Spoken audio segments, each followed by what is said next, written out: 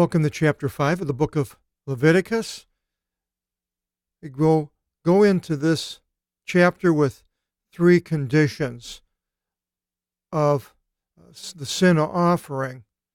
The first one here, the sin offering for conscious sins, something that today I would say would be something like, oh, I shouldn't have done that, after you realize maybe you treated somebody badly, and afterwards you thought about it and you knew that this was the wrong thing to do. Now, we of course don't have these sin offerings as far as slaying animals, but we go to Jesus and ask for forgiveness. But this would be this condition here in those days. They didn't have Jesus, of course, so they gave these offerings which only covered it. They were like an appeasement, and we went through that in the last chapter 4 if you want to go back and read all about the appeasement.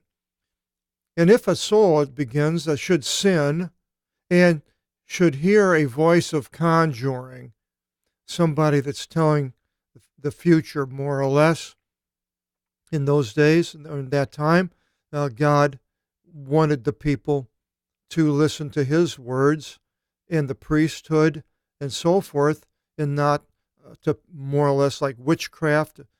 We have the witch of Endor later with King Saul, not to go to these other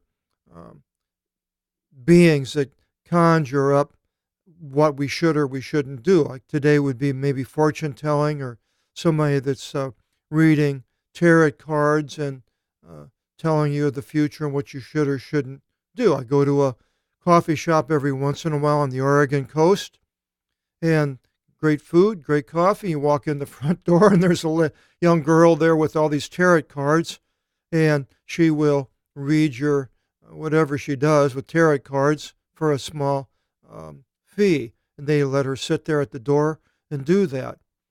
So, but this is not what we should go to. Now, the voice of conjuring, and he says, and if you should hear it and witness this, or see, or be fully conscious of it, if somebody's doing it, if he should not report it, he takes responsibility for his sin. I put the responsibility in there because that's what it's basically talking about. He takes on his sin. That soul, whichever should, and then another condition, these conditions will appear throughout this book in different ways.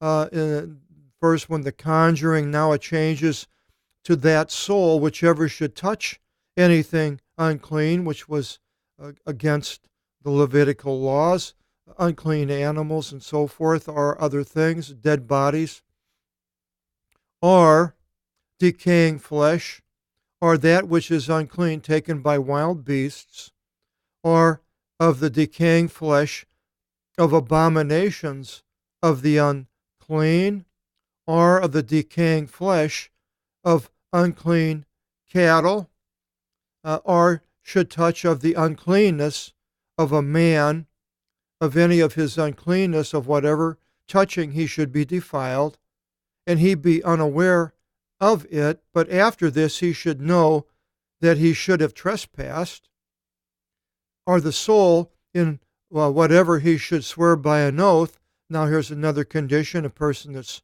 swearing by an oath. Up here now, touching these unclean animals and decaying flesh, and then it goes into the uncleanness of a man, which will be a seminal omission generally. They were to go outside of the camp. We'll get into that later. The Bible will. And so the next one is swearing an oath, drawing apart his lips to do evil or to do well. If he's swearing an oath to do something bad to somebody or to do good, either one. But according to all, as the man should draw apart according to an oath, if you make the oath, and should be unaware of it, and this one should later know and should have sinned any one of these things. then he shall declare openly the sin for which he has sinned by it. Maybe he made an oath, didn't realize it, but then somehow he did recognize it later. Then he would openly declare the sin, and he shall bring, for which he trespassed against the Lord, for the sin of which he sinned, a female from the sheep, a ewe lamb, or a yearling of the goats for a sin offering. And the priest shall atone for him for the sin of which he sinned, and the sin shall be forgiven him. And if his hand is not strong, that means he doesn't have enough, he's not wealthy enough for these kinds of animals, to be fit for bringing the sheep, he shall bring for his sin offering, of which he sinned, 2 turtle doves, theo, we have a duo, or theo, young pigeons to the Lord, one for a sin offering and one for a whole burnt offering. And he shall bring them to the priest, and the priest shall bring the one for the prior sin offering, and the priest shall pluck off its head from the neck, and shall not divide it. And he shall sprinkle from the blood of the one for the sin offering upon the wall of the altar, on the sides, I suppose. But the rest of the blood he shall drop upon the base of the altar, for it is a sin offering. Now, all these different conditions, we're not going to be testing anyone, and they're not doing that today. It was done thousands of years ago, and this is how it occurred for, 700 or 800 years maybe, to a certain extent more earlier, and then as they went down through all the kings, less and less they went along with the things of the Lord and set up different gods and different types of ways to obey that God and their offerings and so forth. But anyway, it continues, and it says, and the second bird, he shall offer for a whole offering, as is fit. And the priest shall atone for him for his sin of which he sinned, and it shall be forgiven him. And as we mentioned, the atonement today for the Christian is Christ, who has done it once. We don't have to keep offering up Christ. And if his hand should not find, that means he doesn't have the money even for the birds. If he doesn't, his hand should not find a pair of turtle doves or 2 young pigeons, then he shall bring his gift, a thoron, a korban in Hebrew, for which he sinned, the decaton, deca, was a decayed tenth of a ephah of fine flour for a sin offering. But he shall not pour upon it olive oil, nor place upon it frankincense, for it is an offering on account of sin. And he shall bring it to the priest, and the priest, grabbing from it a full handful of his, shall place the memorial portion of it upon the altar, upon the whole burnt offerings to the Lord. It is a sin offering, so that was a cake type thing was made or burnt, and I'm not sure if they burned it all or the priest was able to eat it, but this is what he brought anyway right now. And the priest shall atone for him, for his sin of which he sinned against one of these things, and it shall be forgiven him. So the priest does the atoning by doing these things. So you go through a priest who does the atoning, but it's not done in the New Testament anywhere. That word is not even mentioned. It's only the ilaskome, as we mentioned, is the only place appears, is maybe in Hebrews, because Jesus is the atonement. And the remaining will be for the priest as a sacrifice of the fine flour. I would imagine it means for him to eat. Now, the next one is a sin offering for forgetfulness. The first one was, I shouldn't have done that, and you find out that you did it. Here, it's, I forgot. that it's unlawful to do this, or your mind doesn't pay attention, and you put it aside, but then you find out, you remember that it is unlawful to do it. And I was thinking of something like if you're pilfering, taking things from your master anymore is no master, but if you were pilfering from somewhere, where, and you just took it, pencil, or I was working at a hotel, and downstairs in the kitchen they had these pine nuts, which are fairly expensive, and it was open. I just grabbed some out of there and I would eat them. So basically, that's pilfering, but and it's unlawful. It's a sin. And if they were doing that, and they realized that that this was unlawful, they didn't pay attention at the time. Then it says the Lord spoke to Moses, saying, "A soul whoever should be unaware himself with forgetfulness, and should sin unintentionally of the holy things of the Lord, then he shall bring for his trespass offering to the Lord an unblemished ram from out of the flocks, of the value of silver of shekels, in the shekel in the holy place, for of what he trespassed." Now, I'm not exactly sure if it means you sold the animal or you brought the money that it was worth. Could be both. "And whatever he sinned, he shall pay from the holy things, and the fifth part he shall add to it."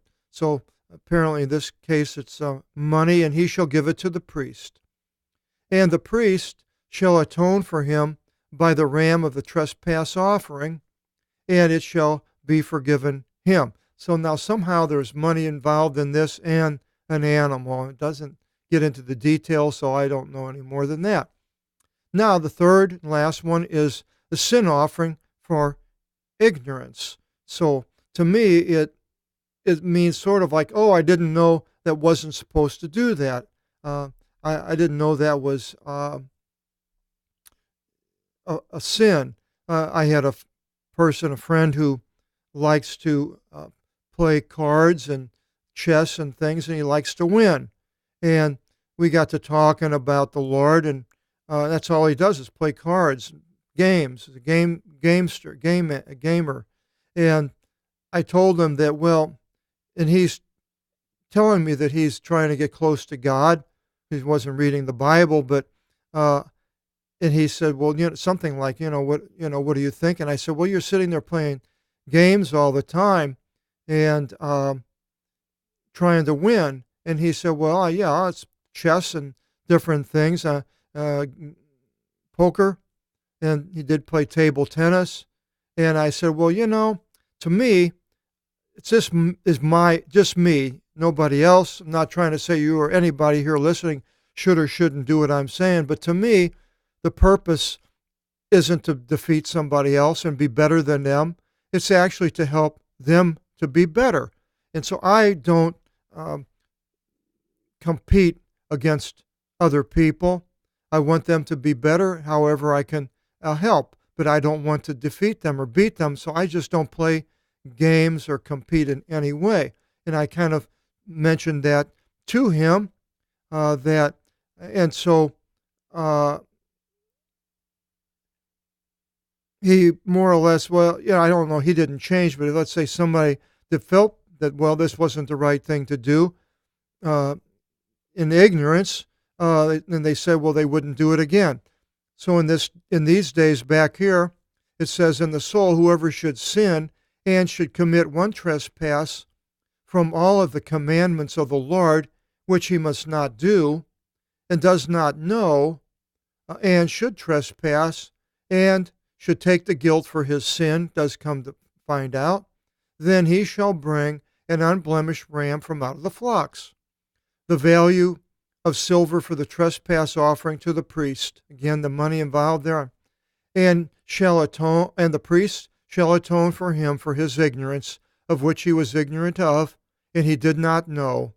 And it will be forgiven him, for he trespassed a trespass. It is a trespass offering before the Lord. So these conditions these people had, different than Today is more black and white. We're given a lot of freedom as Christians not to have to do all these dietary laws and cleanliness laws and laws of Sabbaths and holidays and so forth. But we have conditions that godly conditions, if it would be something Christ would have us to do. And in a way, that's harder than just having these black and white things and doing them or not doing them, than having the right heart and to do them what Christ would have us to do, because it isn't necessarily all written down. There's nothing in the Bible about gambling. It doesn't say it's a sin, but to me, it's a sin. God doesn't want me, I don't believe, to gamble. That's my opinion from myself, because of you're putting your money and your livelihood in jeopardy to lose or to win, and chance, I don't believe, is what God wants us to do. He wants us to, whatever we get, to use for Him, not to possibly lose it by gambling. And there's a lot of other types of things that are not written in the Bible that we know we shouldn't be doing, but they're not written down black and white for us Christians. But these people did have all these things written down. The next chapter, chapter 6, we get into the trespass offering deeper, and so we'll find out what it's all about in chapter 6, next video seminar, and I hope you'll join us, and God bless.